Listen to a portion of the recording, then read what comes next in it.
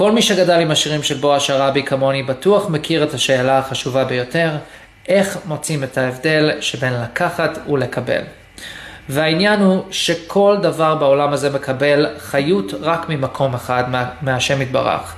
והעניין הוא לא מאיפה מקבלים, אבל איך מקבלים. או שאנחנו יכולים לקחת מהקדוש ברוך הוא, אפילו עם רשות, כי הוא נותן רשות לכל דבר בעולם לקבל ההשפעה ממנו. כי אם לא, אין לנו דרך להתקיים פה. אבל מי שמקבל, מקבל בסבר פנים יפות. איך אפשר להבדיל ביניהם? איך אפשר להחליט אם אנחנו נקבל או ניקח?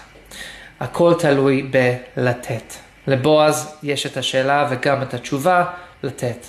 בדרך שאנחנו נותנים, אם אנחנו נותנים כמו שאנחנו רוצים לקבל, אז הקדוש ברוך הוא יחזיר לנו בשפע, בהרחבה ובברכה ובשמחה.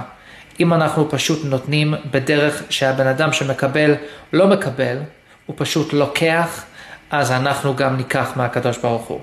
העניין הוא לתת כמו שאנחנו רוצים לקבל.